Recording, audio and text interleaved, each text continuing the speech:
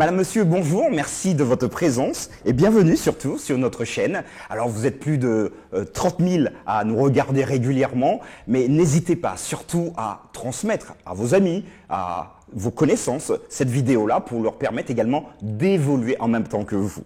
Cette semaine, la seconde étude se focalise encore sur la mission de Dieu pour nous. C'est donc la seconde partie. Et pour échanger sur ce thème, nous accueillons les mêmes que la semaine dernière. Jean-Jacques, bonjour Jean-Jacques. Bonjour Martial. Merci d'être avec nous. Et Gétro, merci d'être avec nous également. Bonjour Martial, bonjour tout le monde. Voilà, moi je vous propose de vous installer, comme d'habitude, récupérez vos Bibles. C'est important d'avoir la Bible en main ou sur votre tablette ou téléphone pour pouvoir suivre avec nous les textes et nous nous retrouvons juste après le jingle.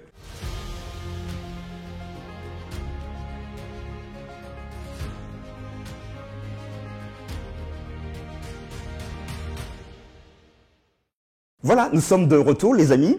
La mission de Dieu envers nous. Et juste avant de commencer donc cet échange avec nos invités, je vous propose de prier et ce sera donc Jean-Jacques qui nous conduira en prière. Prions. Notre Dieu, notre Père Céleste, merci de l'occasion donnée de pouvoir nous pencher sur ta parole. Puisses-tu nous éclairer, qu'elle nous fasse du bien. Au nom de Jésus. Amen. Amen. Amen. Merci Jean-Jacques pour ta prière. Alors, chers amis, chers invités, je vous propose tout de suite de partir dans le texte. Nous prenons ensemble Matthieu chapitre 28, verset 19, que je vais lire avec vous. Matthieu chapitre 28, verset 19. Vous pouvez suivre également à la maison avec nous. Matthieu, donc 28, verset 19. Voilà. Et je vais lire. Allez, faites de toutes les nations des disciples, les baptisant au nom du Père, du Fils et du Saint-Esprit. Voilà, vous êtes pasteur, je imagine que vous avez déjà baptisé. Bon, voilà, ce n'est pas un texte que vous découvrez et que nos amis non plus découvrent. J'aimerais commencer par une petite question taquine, vraiment, voilà, pour vous taquiner. Je sais qu'il y a des chrétiens qui, voilà, à partir du moment où ils se sont engagés dans leur communauté, ils ont la capacité de baptiser. Il y en a parfois, et très souvent même, qui baptisent leur conjoint, leur conjointe dans la baignoire à la maison. Ouais, voilà, donc il n'y a pas besoin de pasteur. Moi, je suis dans la mission, je baptise. Pourquoi aujourd'hui, dans l'église adventiste, un membre, quelqu'un d'engagé, ne pourrait pas baptiser? Ça irait peut-être plus vite, hein, la mission, non? Qu'est-ce que vous en pensez? Jean-Jacques? C'est vrai que lorsqu'on regarde l'Église telle que le livre des Actes nous l'a décrit, on réalise que les choses étaient assez organisées. Et dans les Épîtres pauliniennes, on le voit également. Il y avait des évêques, il y avait des diacres, il y avait des personnes qui étaient attachées à cette mission, pouvoir s'occuper des malheureux, pouvoir prêcher l'Évangile. Il y avait des dons spécifiques reconnus chez les uns et chez les autres. Lorsque Paul et Barnabas vont partir en mission, eh bien préalablement, l'église d'Antioche va les mettre à part, leur imposer des mains et les envoyer en mission. Quand ils refont une mission, ils faisaient un compte-rendu à l'église. D'emblée de jeu, l'église n'a pas été quelque chose de complètement spontané qui parlait dans tous les sens, sans direction, sans organisation. Il y a toujours eu une organisation. Et je crois que dans le cadre de cette organisation, on va avoir des fonctions et des attributions pour les uns et pour les autres. Déjà, Jésus ne s'adresse pas à tous les disciples. On va voir que Jésus avait beaucoup de disciples, mais l'ordre donné l'est donné aux 11 apôtres, qui sont également disciples. Absolument. Des disciples apôtres. Lorsqu'on lit le reste du texte biblique, on va voir que le diacre Philippe, qui a été mis à part par imposition des mains, va lui aussi avoir l'occasion de baptiser. Mais on n'a pas d'exemple biblique de personnes qui, sans avoir une fonction spécifique au sein de l'Église en tant qu'évêque, en tant que diacre ou en tant qu'apôtre, qui se mettent à baptiser. Et en ce sens, on peut comprendre pourquoi, au sein de l'Église adventiste, le choix a été fait de laisser cette fonction aux personnes nommées à cet effet. Ok, très bien, merci beaucoup, très pertinent. Gétro, tu le regardes avec un œil... Très concentré, très concentré. Parce que ça me rappelle un collègue pasteur, je tairai le nom, mais un ami à moi, un collègue pasteur qui avait ce genre de remise en question. Je pense qu'on les a tous. Tous les pasteurs, à un moment donné, on se dit, mais pourquoi est-ce qu'on ne pourrait pas baptiser plus vite? Pourquoi est-ce qu'il faut faire toutes ces études bibliques, toutes ces évaluations, etc. Et puis s'il laissait aller à baptiser du jour au lendemain quelqu'un qui avait été touché par une conférence Et puis ensuite, il a commencé à lui parler de l'Église, du sabbat. C'est vrai que la personne a dit, mais ça ne m'intéresse pas du tout tout ça. Moi, je ne m'intéresse qu'à Jésus-Christ. Et donc, dans un monde où les gens sont tous équilibrés, oui, pourquoi nous, les pasteurs, on n'a pas besoin de prérogatives, on n'a pas besoin de pouvoirs spéciaux. D'ailleurs, on n'a pas de pouvoir spécial, on n'est rien de particulier, si ce n'est qu'on est mandaté par l'Église, comme cela a été dit, pour remplir la mission de Dieu au travers de l'Église. Mais si tout le monde pouvait baptiser, ce serait absolument merveilleux. Sauf que dans la réalité, je vois d'ici venir les compétitions de baptême, ou bien les gens qui d'un seul coup se constituent leur propre petite église, ou bien les gens qui n'ont pas été instruits correctement, ou les gens qui ont été carrément instruits dans l'erreur. Et donc, l'Église a mis en place un certain nombre de dispositifs qui ne sont pas parfaits. Des garde-fous peut-être aussi, hein. Voilà, qui ne sont pas parfaits, mais qui jouent le rôle de garde-fous, et je trouve qu'ils le font bien. Très bien. Merci pour votre franchise, en tout cas. Moi, je vais vous inviter à continuer cet échange, et nous allons lire ensemble Jean. Nous partons dans le livre de Jean, chapitre 14, et je vous invite à lire avec moi les versets 5 et les versets 6. Jean, chapitre 14, 5 et 6. Je vais lire. Thomas lui dit, « Seigneur, nous ne savons où tu vas. Comment pouvons-nous en savoir le chemin ?» Jésus lui dit, « Je suis le chemin, la vérité et la vie.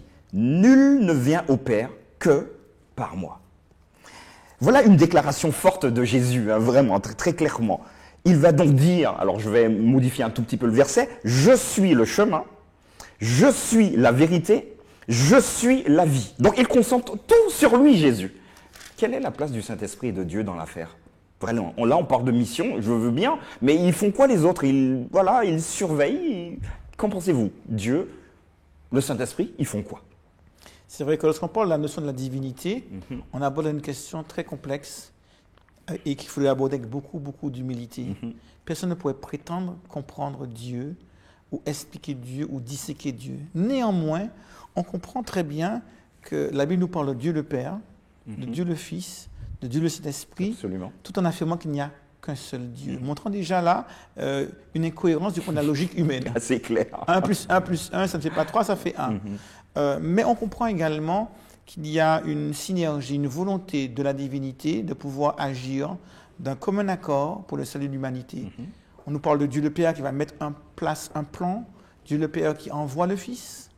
On nous parle de ce Fils, Jésus, Dieu fait homme, qui va dans sa chair se sacrifier pour que nous puissions avoir la vie, donc répondre aux exigences, j'ai envie de dire, légales, pour rendre possible la grâce, rendre possible le salut. Mais on ne peut se saisir de ce salut que si l'Esprit Saint nous touche. Car c'est l'Esprit qui convainc le monde de péché, de justice et de jugement. C'est encore l'Esprit qui amène l'homme, disait Jésus à Nicodème, à la conversion et à la repentance. C'est encore l'Esprit qui nous transforme et nous renouvelle de l'intérieur, disait Paul, c'est plutôt Corinthiens. Donc on voit bien que la Bible nous parle de la divinité dans son ensemble comme étant toute entière tournée vers le salut de l'humanité. Chacun à sa place, chacun dans son rôle, chacun dans sa fonction. Ça marche. Est-ce que tu as la même perception que Jean-Jacques sur le sujet ? Je peux difficilement, dans la demeure de Jean-Jacques, avoir une opinion différente. Mais blague à part, il y a un verset juste après, dans Jean 17, verset 20, qui est un très beau verset qui dit... Alors, attends, juste pour nos amis, Jean chapitre 17, versets 20 et 21. Versets 20 et 21. Ce n'est pas pour ceux-ci que je demande, mais encore pour ceux qui, par leur parole, mettront leur foi en moi, afin que tous soient un. Comme toi, Père, tu es en moi, et moi en toi, et qu'eux aussi soient en nous, afin que le monde croie que c'est toi qui m'as envoyé. Nous avons, je pense, depuis Aristote, une pensée catégorielle, une pensée très en Occident, une pensée très fragmentée, quoi, avec Dieu d'un côté, le Saint-Esprit là, Jésus là, l'être humain là, le corps ici, l'âme là, etc. Dans la pensée hébraïque, on est déjà beaucoup plus organique dans la manière de percevoir le monde, donc beaucoup plus dans la synergie, dans l'harmonie. Et je crois que dans la pensée de Dieu, nous le sommes aussi. Enfin, c'est-à-dire que Dieu, je le disais lors de la dernière étude, Dieu ne nous a pas conçus pour avoir des lèche-bottes. Il ne nous a pas conçus pour avoir des adorateurs qui soient simplement des tierces personnes. Il nous a conçus pour que nous soyons quelque part des étincelles de lui-même, quoi. Qu'on soit là et qu'on brille de ce qu'il est. Et je trouve extraordinaire L'approche de Jésus qui consiste à dire tu m'as vu, tu as vu le Père. Mais, à ton main, oui. Mais l'idée, c'est que moi aussi je veux pouvoir dire j'ai vu Martial, j'ai vu Jean-Jacques, j'ai vu le Père. Parce qu'il y a l'étincelle du Père qui brille. Et si on arrête d'avoir une théologie dichotomique dans laquelle Dieu est vraiment là et puis moi je suis là, et il y a un gouffre infranchissable, parce qu'on est trop différents, voilà, si on pouvait abandonner cette théologie-là et ne pas verser dans le panthéisme, l'extrême inverse, mais au contraire se dire, voilà, je suis appelé, partant de là où je suis, à rejoindre le Père et à participer à une vision, à un projet, à une dynamique, à un univers émotionnel d'une pureté et d'une beauté extraordinaire, à tel point que j'arrive à peine à la concevoir maintenant. Donc je pense que c'est Jésus qui nous invite à une évolution de notre théologie. Ok. Donc finalement, quand il dit ici « Je suis le chemin, la vérité et la vie », quelque part, là c'est sous-entendu, mais ça saute aux yeux que derrière également, ou enfin derrière, voilà, je fais l'échelle déjà, mais fondu à tout ça, il y a également la présence de l'Esprit, il y a la présence de Dieu lui-même. C'est ce qu'il dit, Jésus dit « Je fais tout ce que le Père me montre ». Et donc, ils sont un, ils ne sont pas dans une trichotomie, ils sont dans une unité. Ok. Très bien, merci beaucoup. Donc, dans le mandat évangélique, parce que nous parlons encore de mission, voilà, le mandat que nous connaissons le plus, que nos amis connaissent le plus également, se trouve dans Matthieu chapitre 28. Donc, je vous invite à le relire, mais même si ce sont des textes connus quasiment par cœur, versets 19 et 20, je vais le lire avec vous, Matthieu 28, 19, 20, allez, donc c'est cette mission, allez, faites de toutes les nations des disciples, les baptisant au nom du Père, du Fils et du Saint-Esprit, et enseignez-leur à observer tout ce que je vous ai prescrit. Et voici, je suis avec vous tous les jours jusqu'à la fin du monde. Alors, pour être plus pertinent encore, c'est sûr que l'envoi en mission commence un tout petit peu plus haut. Tout pouvoir m'a été donné. Donc c'est Jésus qui parle, donc ça commence ici. Mais scindons le texte. Qu'est-ce qu'un disciple? Parce que je veux bien aller faire des disciples, mais est-ce que vous pouvez nous donner, à nos amis également, la définition d'un disciple? Mais j'irai un peu plus loin. Est-ce que parce que je vais à l'église le samedi, je suis un disciple? Qu'est-ce qu'un disciple? Voilà. Et puis, au final, je vais vous poser la troisième question. Donc, qu'est-ce qu'un disciple? Est-ce qu'en allant à l'église le sabbat, je suis un disciple, puisque le Christ me demande d'être disciple, et donc de faire des disciples? Et le troisième élément, alors là, je vais vous demander une réflexion. Est-ce que vous pouvez nous proposer une mini-évaluation pour savoir si moi qui suis derrière mon écran, qui entend ça, si je peux m'auto-évaluer pour me dire « Ok, je suis disciple, je suis sur la bonne voie » ou « Je suis visiblement pas disciple du tout ». Voilà, 3 questions, vous les avez en tête, mais je peux vous les rappeler si vous voulez. Qui veut commencer? Jean-Jacques. J'aimerais m'inspirer de l'art. Les spécialistes, lorsqu'ils étudient des œuvres d'art, ils parlent des disciples d'un tel. Oui. Et le disciple d'un tel a un style, une approche de la peinture ou de l'art en question qui rappelle celui du maître. Et cette illustration nous montre que le disciple est simplement là pour imiter, pour ressembler au maître. Lorsqu'on a l'image aussi néo-testamentaire avec le maître qui parlait et les disciples assis autour qui écoutaient, les disciples finissaient par ressembler au maître. Souvenez-vous, lorsque Pierre a été dans la cour intérieure au moment de l'arrestation de Jésus. On l'a débusqué. Il a dit, mais toi, tu ressembles, tu es aussi un disciple de Jésus parce que ta manière de parler te trahit. Tu parles un petit peu comme les gens qui étaient autour de Jésus. Cela veut dire que Jésus avait une telle influence qu'à son contact, eh bien, ces hommes rudes, ces pécheurs, eh bien, avaient fini par être transformés au point que les autres voyaient en eux un disciple de Jésus. Donc pour moi, le disciple, c'est celui qui veut accepter dans la relation au maître de se laisser transformer pour ressembler au maître. Ok, bon, voilà donc pour la première question. Donc ça veut dire qu'aller à l'église est un point visible des autres qui n'est pas suffisant pour définir le disciple. Parce que le disciple ressemble à son maître. Donc si, à travers le comportement, à travers les paroles, à travers des milliers de petits indices, je peux voir l'amour de Jésus en l'autre, alors je peux reconnaître en lui un disciple de Jésus. D'accord.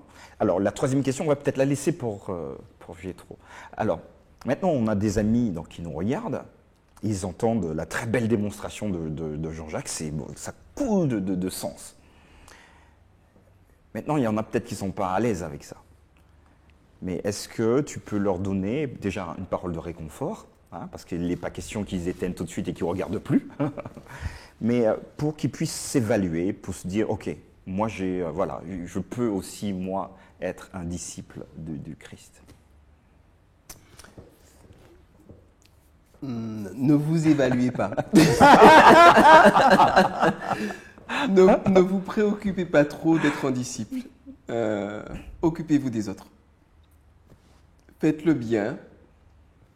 Cherchez qui vous pouvez soulager. Ne soyez pas obsédés par votre statut. Et si effectivement, quand les gens que vous avez aidés notamment, en vous voyant, voient quelque part l'amour de Jésus-Christ, alors vous avez été un disciple et vous êtes un disciple. Mais on n'est pas un disciple en étant obsédé par son statut de disciple. Et c'est pareil pour le reste dont il est parlé dans la Bible. Le reste dans la Bible est toujours préoccupé par soulager les gens autour d'eux, réhabiliter la gloire du nom de Dieu. Le reste. Le reste, ouais, le reste. J'ai pas dit l'église du reste, hein, et encore moins l'institution du reste. J'ai dit le reste. Okay. Il est obsédé par ça. Il n'est pas obsédé par son statut de reste. Et donc, c'est bien de se poser des questions. Moi, j'abonde dans ton sens, Martial. Mais je conseille vraiment de ne pas être obsédé par cette histoire de est-ce que je suis dans le bien, est-ce que je Est-ce que est-ce que je ne pêche pas trop, est-ce que je vais arriver à surmonter tel péché. Auto-centré. Hein. Voilà. Et puis, on peut très très vite, et toutes les traditions religieuses ont généré des religions performatives. C'est-à-dire où l'indice de mesure, c'est la performance de ce que j'ai effectué. Et je suis au centre de tout ça. Or, la religion que Jésus est venu montrer, c'est une religion profondément excentrée au contraire. Il est sorti du centre qu'il était, la divinité, truc énorme, et puis il vient vivre avec nous, il vient pour nous, parmi des gens, ben, ma foi, aveugles, un peu bêtes, pas forcément avec une hygiène corporelle fantastique. Enfin, vraiment, il a vraiment tout donné pour nous montrer un chemin de vie. Pourquoi ? Parce qu'il s'est excentré de lui-même et il dit l'Esprit du Seigneur est sur moi, pas pour que je sois le meilleur disciple, mais pour apporter une bonne nouvelle aux malheureux. Okay. Et Romain nous dit, Paul nous dit dans son épître aux Romains, au chapitre 8 et au verset 16, l'Esprit lui-même rend témoignage à notre esprit que nous sommes enfants de Dieu. Okay. Autrement dit, on n'a pas besoin d'avoir un critère, une grille d'évaluation. Notre communion avec Dieu, eh bien, sera le signe le plus manifeste, que nous vivons en harmonie avec lui et que nous lui appartenons, que nous sommes ses enfants. Voilà, merci beaucoup. Merci pour vos réponses, en tout cas. Je vous invite maintenant à faire un saut. On va partir à la fin de la Bible, Apocalypse. Voilà, donc c'est vraiment un livre qui fait peur à beaucoup de monde, mais partez avec moi. Hein. On va y aller. Hein. Apocalypse chapitre 14. Et là... Jean va rédiger ce très beau texte qui se trouve au chapitre 6 et verset 7 également. Jean 14, 6, 7. Vous pouvez, et vous également à la maison, suivre avec nous. Je vis un autre ange qui volait par le milieu du ciel ayant un évangile éternel pour l'annoncer aux habitants de la terre, à toute nation, à toute tribu, à toute langue, à tout peuple. Il disait d'une voix forte, « Craignez Dieu et donnez-lui gloire, car l'heure de son jugement est venue. Et adorez celui qui a fait le ciel, la terre et la mer et les sources d'eau. » Avec des mots simples, vraiment, pour que voilà, qu'on puisse bien comprendre, quel est cet évangile éternel ? Voilà, le texte est clair, un ange qui vient, qui vole dans le ciel et qui annonce un évangile éternel. Quel est cet évangile ? Moi, en tant que missionnaire, j'ai besoin de le savoir. Qu'est-ce que vous pouvez me dire sur ce principe d'évangile éternel ? Alors, disons simplement que la plupart des religions que j'ai étudiées sont des religions propitiatoires. Je m'explique. La divinité est là, je suis là, je veux obtenir quelque chose de la divinité, je vais faire un petit cadeau, une petite prière, un petit rite. Un sacrifice. Un sacrifice, même des dispositions intérieures, la repentance, les mortifications. On voyait des enfants se donner des coups de lame dans le dos. C'est incroyable tout ce qu'on peut faire pour se rendre la divinité propice. Et évidemment, à l'époque de Jésus, c'est le polythéisme, enfin on est en plein dedans. Ça existait avant, ça existe encore de nos jours. Et l'évangile éternel, c'est l'exact contraire. Je n'ai rien à faire pour que la divinité me soit propice. La divinité m'est propice. Ça n'est pas moi, comme le disait Jean-Jacques lors de la dernière étude, je m'en souviens encore, ça n'est pas moi qui vais chercher la divinité, c'est la divinité qui vient me chercher et qui met tout sur la table pour me ramener parce qu'elle m'aime. C'est la mission en fait de Dieu. C'est la mission de Dieu et cette mission, elle trouve son acmé, c'est-à-dire son summum. Elle trouve son summum dans le don de Jésus à la croix. Et à partir de ce moment-là, si je ne crois pas que Dieu m'aime, alors là, rien ne peut me convaincre. Donc, cet évangile est éternel parce que Dieu a vraiment fait tout ce qu'il était en sa possibilité de faire pour me montrer à quel point il m'aime.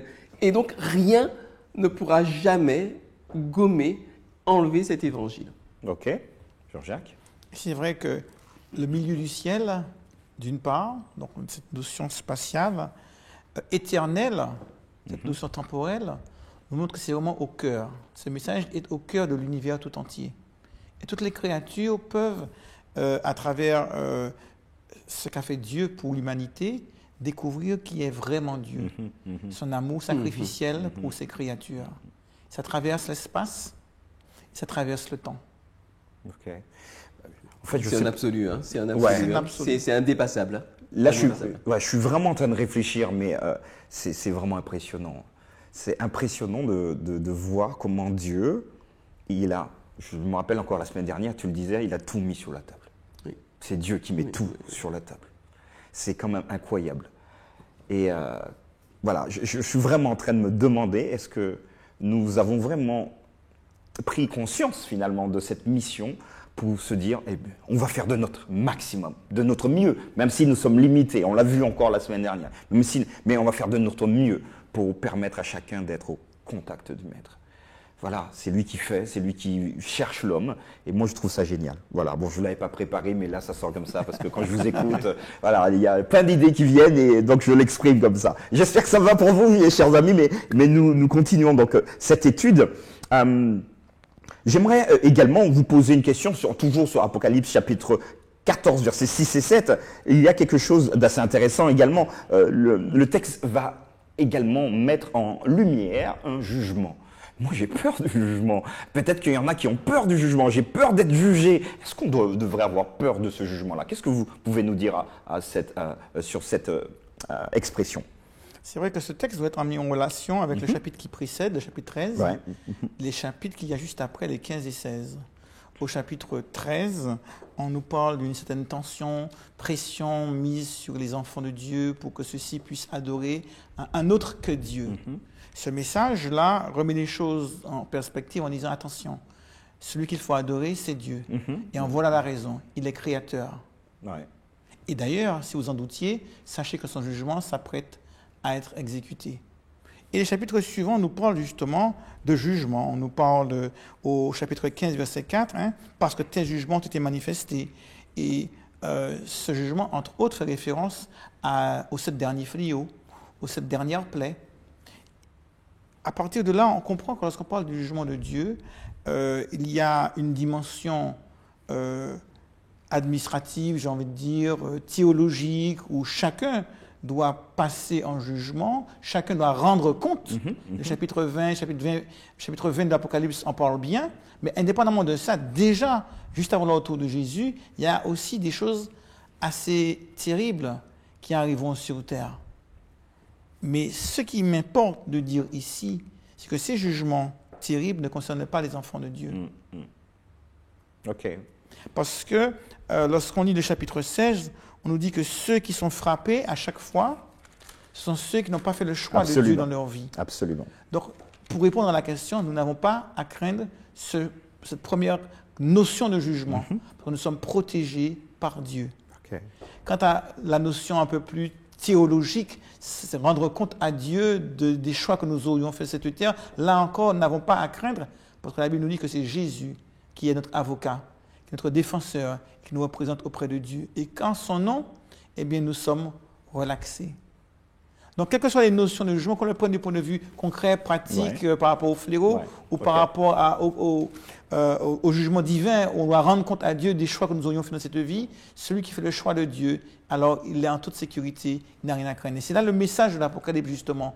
C'est pour que les hommes qui font le choix de Dieu n'aient pas peur. Ok. Mais qu'ils sachent que s'ils font le bon choix, alors Dieu prend tout en charge. Ils sont tranquilles. Alors, bon, il m'a coupé un peu l'herbe sous les pieds, j'avoue, donc j'allais te demander est-ce que tu as peur du jugement, mais visiblement, avec sa démonstration, tu me dis, oh, bah non, franchement, est-ce que tu as quelque chose à rajouter de plus pour nos amis? Peut-être une troisième dimension du jugement que j'appelle le jugement intrinsèque. C'est-à-dire que les actes et les choix et la manière dont on les a perçus portent leur propre charge, positive ou négative. Alors, je vais spéculer sur le prix du riz, par exemple, et puis je vais devenir extrêmement riche et je vais vivre très heureux jusqu'à la fin de mes jours. Et j'ai l'impression que finalement, j'ai volé les pauvres qui n'ont pas pu acheter de riz. Et j'ai quand même été finalement très protégé, presque béni. C'est parce que je ne mesure pas à quel point je suis loin de ce que je pourrais être. Si les êtres humains avaient une vision claire de ce que c'est que l'être humain dans l'esprit de Dieu, s'ils voyaient là où Dieu veut les emmener, tous les actes de vol, de meurtre, de mensonge, toutes ces choses qui semblent profiter nous sembleraient horribles en soi-même. Et la notion de jugement eschatologique que Jean-Jacques a très bien expliqué deviendrait, je suis au conditionnel, tout à fait inutile parce que le péché nous ferait juste horreur. Quand vous voyez que vous êtes... tu utilises une expression eschatologique, alors nous on comprend parce que c'est dans notre domaine, mais peut-être que pour nos amis, qu'est-ce que ça veut dire l'eschatologie? Un jugement eschatologique, qu'est-ce que ça veut dire? Oui, pardon, merci. C'est le jugement de la fin des temps. L'eschatologie, c'est ce qui concerne les derniers événements avant le retour de Jésus. Merci. Je t'en prie, je suis là pour ça aussi. Mais l'idée est très simple, c'est que quand on mesure à quel point nous avons été créés pour être des créatures absolument fabuleuses, la médiocrité de laquelle on s'accommode tellement facilement habituellement, elle nous semble intolérable. Et c'est ce qu'on peut appeler, je pense, le jugement intrinsèque. C'est-à-dire, et quand on mesure à quel point c'est beau de faire le bien, à quel point ça porte de bons fruits, on n'a pas besoin d'une récompense non plus eschatologique, une récompense à la fin des temps, un paradis. En soi-même, on voit la beauté de la chose. Et je pense que si on apprend à voir le mal pour ce qu'il est et à voir le bien pour ce qu'il est, eh bien, on n'a aucune raison, effectivement, de craindre quelque forme de jugement que ce soit, comme ça a été très bien expliqué. En tout cas, on fera le bien par plaisir, parce que... c'est de la joie pure. C'est de la joie pure. J'aimerais aborder avec vous un dernier texte. Voilà, vraiment, on part sur le dernier texte d'Actes, Actes chapitre 1, verset 8. Voilà un élément qui vient avec cette mission, Acte 1, verset 8. Je vais lire ce texte et ce sera le dernier que nous allons aborder, chers amis, aujourd'hui avec vous. Acte 1, verset 8, si c'est bon pour toi, je lis. « Mais vous recevrez une puissance, le Saint-Esprit venant sur vous, et vous serez mes témoins, d'abord à Jérusalem, dans la Judée, dans la Samarie et jusqu'aux extrémités de la terre. » Il me semble ici, en tout cas, qu'il y ait un plan d'action dans ce verset. D'abord à Jérusalem, ensuite dans la Judée, un peu plus loin dans la Samarie, et puis finalement jusqu'au bout de la terre. Que répondriez-vous à une personne qui vous dit « Écoute, moi j'ai bien entendu ton verset, ça me semble parfaitement logique, mais ce n'est pas mon don. Écoute, vous là, les pasteurs, vous êtes payés pour ça, c'est votre job ça. Moi, je vais faire ce que je peux, peut-être à la limite, je vais vous aider, mais ce n'est pas mon job, évangéliser, ce n'est pas du tout. » Qu'est-ce que vous allez pouvoir répondre à cette personne qui, voilà, cherche parfois des excuses pour ne pas rentrer dans la mission pleinement? Voilà. C'est vrai que il y a plusieurs termes, plusieurs expressions à ne pas confondre. Il y a l'évangéliste et puis il y a le témoin. Et d'ailleurs, dans la Bible, tous n'avaient pas le don de prêcher, ou d'enseigner, ou d'évangéliser. Et les évangélistes avaient le don de l'évangélisation. Par contre, ici, il est question des témoins. Témoins, absolument. Tous nous sommes appelés à être témoins de ce que nous avons vu. Et par nos paroles, notre comportement, nous témoignons de qui nous sommes. Je reprends ce que je disais par rapport à Pierre. On a reconnu que les disciples de Jésus parce qu'ils avaient commencé à parler comme Jésus. Et donc le témoin, c'est celui qui ressemble au maître et qui, par sa ressemblance, témoigne de qui est le maître. Ok, donc l'argument, c'est pas mon job. Donc à partir de là, celui qui est enfant, celui qui est disciple, eh bien, il est naturellement témoin parce qu'il reflète son maître. Celui, je reprends l'image du début, le peintre qui est disciple de telle école, de tel maître, eh bien, par son œuvre, il est témoin de l'art de son maître. Donc à partir de là, il n'y a pas une démarche nécessairement proactive, Parce que tout naturellement, on va refléter l'image du Maître. Ça transpire, quoi. Et j'aime bien aussi la gradation, Jérusalem, Judée, Samarie, extrémité de la terre. Bon, pour ceux qui ne connaissent pas les lieux bibliques, eh bien, on part du plus proche pour aller vers le plus lointain. Eh bien, c'est pareil, je suis d'abord un témoin pour ceux qui me sont proches, mes parents, mes enfants, ma famille, puis après mes collègues, mes voisins, mes amis, et puis après peut-être les étrangers que je vais rencontrer ici et là de manière ponctuelle. Mais quoi qu'il en soit, je ne pourrais que refléter l'image de celui qui est mon Maître. Impeccable. T'as pas de mots, hein, c'est ça? Oui, là je suis scotché. Est-ce que tu veux peut-être nous donner des éléments supplémentaires et on s'arrêtera dessus? La même chose que tout à l'heure. Intéressons-nous aux autres. Aimons les autres de notre mieux, faisons de notre mieux. Les catégories que l'on peut mettre, les mots que l'on peut mettre sur nos activités d'évangélisation, ils peuvent nous enfermer. Par exemple, il y a des gens qui vous disent, si tu ne fais pas de porte-à-porte, tu ne fais pas d'évangélisation. Si tu ne prêches pas l'évangile dans le métro, tu ne fais pas d'évangélisation. Enfin, on peut même en arriver au grand n'importe quoi. Tout commence par l'amour de l'autre. Parce que c'est comme ça que Jésus a commencé. C'est par amour qu'il nous a créés, c'est par amour qu'il nous rachète, c'est par amour qu'il va revenir. Et c'est là de quoi tout procède. Donc, j'encourage les gens à ne pas chercher de puissance, mais à s'intéresser aux autres. La puissance va venir. En s'intéressant aux autres, la puissance vient. Voilà. Ok, très bien. Merci beaucoup. Voilà, les amis, la mission de Dieu envers nous. De la semaine dernière et cette semaine, donc vous aurez donc abordé ces éléments. Voilà, puisse vraiment Dieu vous accompagner dans cet engagement que vous faites avec lui, parce que c'est lui qui donne la puissance. Merci les amis, en tout cas de votre présence et puis des pistes que vous nous avez données. Et je vous donne rendez-vous à très bientôt pour une prochaine séance ensemble. À bientôt les amis, merci.